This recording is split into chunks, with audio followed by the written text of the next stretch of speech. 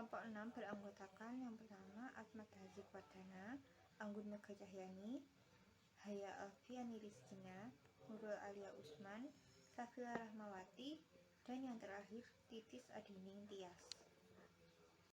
Pertama-tama saya akan menjelaskan tentang pengertian perkembangan moral spiritual. Yang pertama, perkembangan moral. Istilah moral berasal dari kata Latin mos atau moris yang berarti kebiasaan, sedangkan dalam bentuk jamaknya mor yang berarti adat istiadat, kebiasaan, peraturan, atau nilai-nilai. Dari pengertian lain, bahwa perkembangan moral adalah perkembangan yang berkaitan dengan kelakuan yang sesuai dengan nilai-nilai masyarakat yang timbul dari hati, bukan paksaan dari luar, yang disertai rasa tanggung jawab atas kelakuan tersebut. Yang kedua, perkembangan spiritual. Dalam kamus bahasa Inggris, spiritual disebut spirit, mempunyai arti roh, jiwa, dan semangat. Spiritualitas merupakan kebangkitan atau pencerahan diri dalam mencapai tujuan dan makna hidup. Spiritualitas merupakan bagian esensial dari keseluruhan kesehatan dan kesejahteraan seseorang. Perkembangan spiritual lebih spesifik membahas tentang kebutuhan manusia terhadap agama.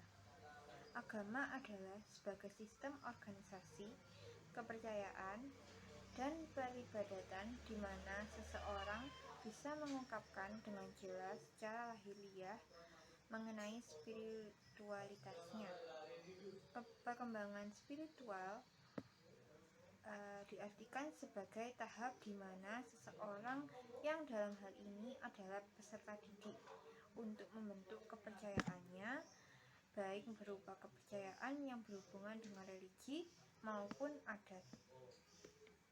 Pertama-tama saya akan menjelaskan tentang pengertian perkembangan moral spiritual. Yang pertama, perkembangan moral. Istilah moral berasal dari kata Latin mos atau moris yang berarti kebiasaan, sedangkan dalam bentuk jamaknya mor yang berarti adat istiadat, kebiasaan, peraturan, atau nilai-nilai. Dari pengertian lain, bahwa perkembangan moral adalah perkembangan yang berkaitan dengan kelakuan yang sesuai dengan nilai-nilai masyarakat yang timbul dari hati, bukan paksaan dari luar, yang disertai rasa tanggung jawab atas kelakuan tersebut. Faktor-faktor yang mempengaruhi perkembangan moral dan spiritual peserta didik. Yang pertama, tingkat harmonisasi hubungan antara orang tua dan anak. Yang kedua, banyak model, yakni orang-orang dewasa yang simpatik, teman-teman, orang-orang yang terkenal, dan hal lain-lain yang diidentifikasi oleh anak sebagai gambaran-gambaran ideal. Yang ketiga, lingkungan meliputi segala unsur lingkungan sosial yang berpengaruh. Yang keempat, tingkat penalaran, di mana perkembangan moral yang sifatnya penalaran menurut Kohlberg dipengaruhi oleh perkembangan nalar, sebagaimana dikemukakan oleh Piaget.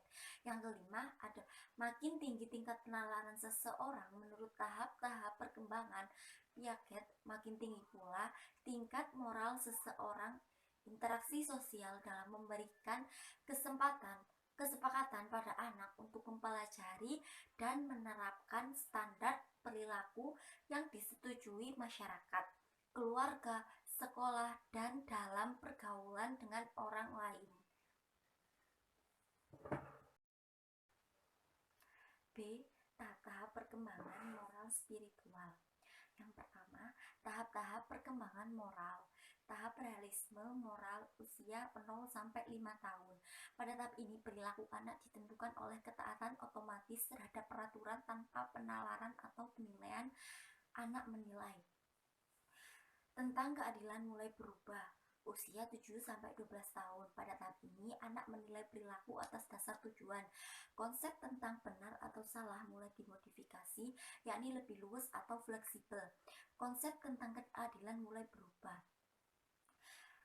Tahap operasional formal usia lebih dari 12 tahun, anak mampu mempertimbangkan segala cara untuk memecahkan masalah, dan anak bernalar atas dasar hipotesis dan dalil, mulai melihat masalah dari berbagai sudut pandang. Tahap perkembangan moral spiritual. 2. Tahap perkembangan spiritual.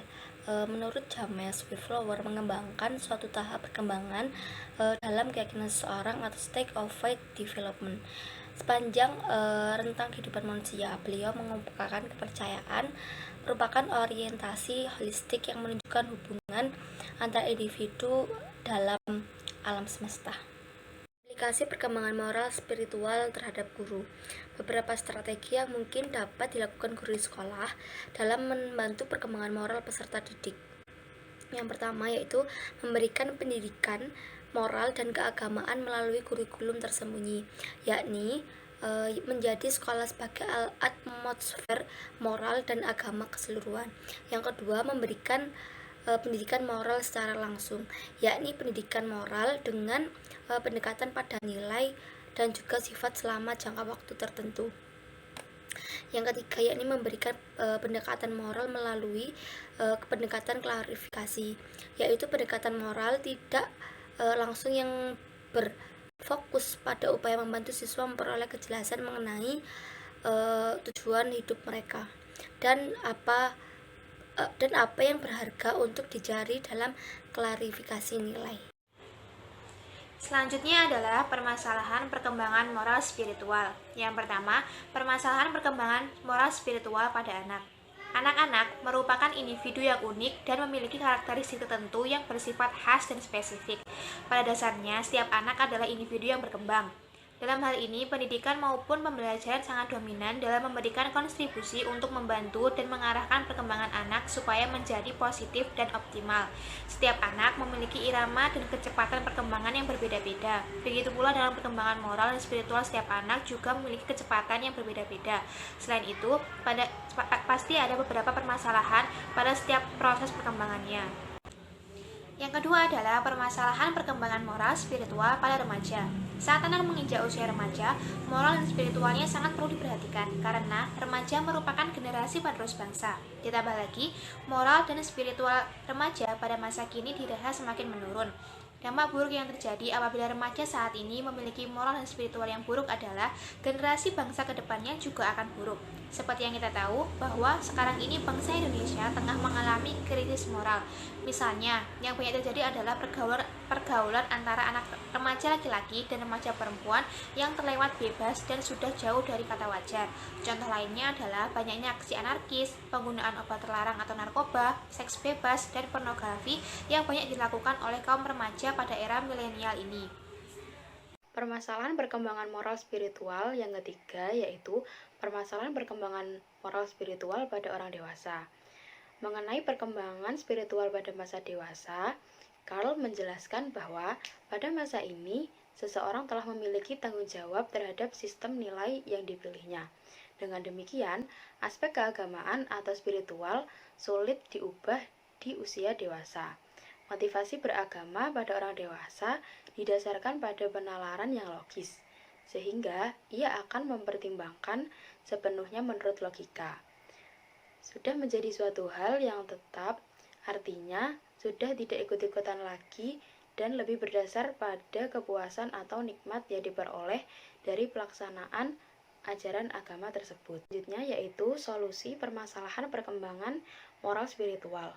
Yang pertama yaitu latihan dan pembiasaan. Latihan dan pembiasaan merupakan strategi yang penting dalam pembentukan moral dan spiritual pada anak. Sikap orang tua dapat dijadikan latihan dan pembiasaan bagi anak. Pembiasaan yang di dalamnya diperlukan adanya reinforcement, baik berupa reward maupun punishment, terhadap perilaku moral anak. Jika anak melakukan tindakan moral yang baik, maka diberi pujian atau hadiah.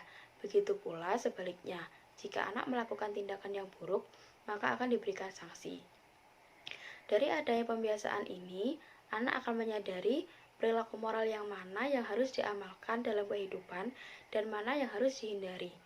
Dari adanya pembiasaan tersebut, perilaku moral yang diajarkan menjadi suatu kebiasaan yang selanjutnya akan membentuk suatu watak atau tabiat anak. Yang kedua yaitu mencontoh atau memberikan teladan.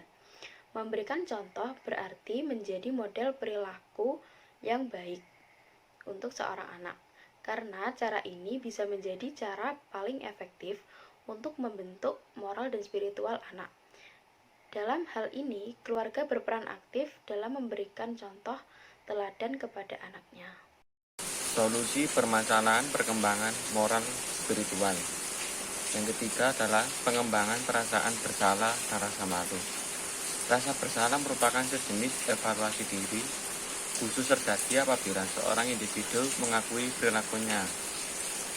Dan itu berbeda dengan nilai moral yang dirasakannya wajib untuk dipenuhi. Rasa malu adalah reaksi emosional yang tidak menyenangkan yang timbul pada seseorang. Akibatnya adanya penilaian negatif terhadap dirinya. Dan penilaian ini pun belum tentu benar-benar ada, namun mengakibatkan seseorang bisa menjadi rendah diri terhadap kelompoknya. Yang keempat adalah pengembangan berpikir kritis. Pengembangan berpikir kritis terhadap alasan dan tujuan perilaku moral, yang di dalamnya diperlukan adanya diskusi dan pembahasan intensif serta penjelasan terhadap pertimbangan moral, serta tujuan dan akibat dari tindakan moral tersebut. Kesimpulan, yang pertama adalah tujuan pendidikan itu akan terwujud jika adanya sebuah kolaborasi dari sekolah, orang tua, dan juga lingkungannya. Dapat kita lihat saat ini beberapa fenomena yang terjadi karena adanya sebuah pengaruh dari globalisasi. Salah satunya yaitu tergerusnya nilai moral pada generasi muda. Yang kedua adalah perkembangan spiritual itu juga dipengaruhi oleh faktor internal dan juga eksternal. Yang ketiga, tahap-tahap perkembangan moral. Yang pertama adalah tahap realisme moral, yang dimulai dari umur 0 sampai 5 tahun, yang dimana pada tahap itu perilaku anak ditentukan oleh ketaatan terhadap sebuah peraturan tanpa penalaran. Yang kedua adalah 7 sampai 12 tahun. Pada saat ini seorang anak menilai perilaku atas dasar tujuannya. Dan ada juga tahap operasional formal. Tahap ini dimulai dari umur 12 tahun ke atas. Pada tahap ini, anak mampu mempertimbangkan segala cara untuk memecahkan sebuah masalah. Permasalahan perkembangan moral spiritual pada anak pada tahap ini penting bagi orang tua untuk mengajarkan kedisiplinan kepada anak. Anak-anak tidak memiliki moral saat dilahirkan, akan tetapi mereka memiliki potensi